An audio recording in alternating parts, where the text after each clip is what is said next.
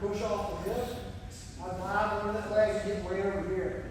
This leg that I'm shaking here like this, I don't want it to be like straight into his ribs like this where I'm not kicking away from it. You can definitely sweep him like that, but it's kind of hard to do because what will end up happening if I kick him away, he'll like just kind of stop like that.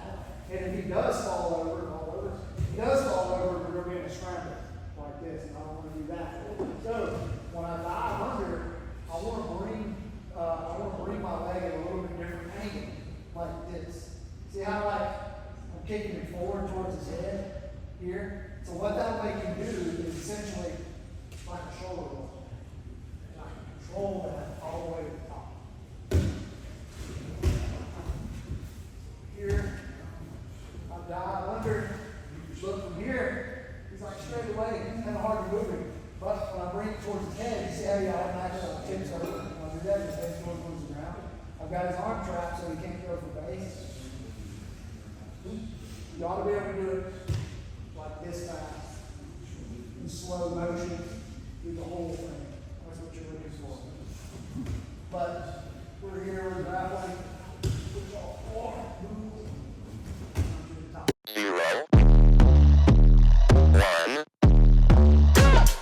Let's get started.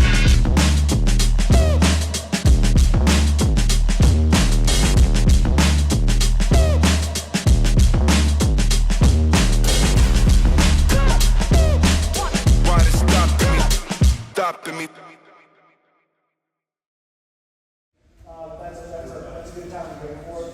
But you don't need it, right? You don't need it. Now, if you've got control, or what I was going to say this earlier, sometimes I don't worry about the arm, because if you've got the correct angle on the sweep, you're going to still get the sweep regardless of whether you've got the arm. But a lot of times, like, I'll move over here, and I'll get here, and I'll go to sweeping, and I'll feel him like stand up with his right foot. Whenever I feel that, I go straight into the arm bar. I feel like I stand, and it's going to be a tight, nasty arm bar. You're going to have a very hard time getting out of it because I've got his leg over here. I'm overlapped on it, or I can be here like this. But typically, I'm here, and I'll just hit like what I'm doing to finish it. I'm putting my arm behind my back, and I'm hitting towards him like that. I don't have to extend. Like if I hold it here, I kind of need to extend upwards and create all this pressure. If I go over, I'm like bending it against my leg, and it doesn't just really tight really quick. I'll do that big move. Like if I'm here, like if he doesn't stand on me halfway in between, then I don't really need to do that.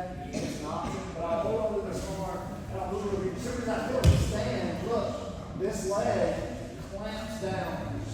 Clamps down. And I'm going to use that to pick my hip up to go to the top of his head, right? Should we do arm bars from the back of the neck? No, why not? He's going to get out, right? He's going to stand up and he's going to rip his arm free. I'm not going to be able to stop him. But when I go to the top of the head, he's not doing that. It doesn't work, right? To finish, my arm goes behind my back. It's going to be really tight. Now, I add a little bit to that. Shoot under, and I go to the arm bar like this. He continues trying to stand. I can sweep it still, and then break the arm at the same time. So you've got it kind of all right there. You've got the arm bar off that, and then if you keep going, you can just continue to sweep.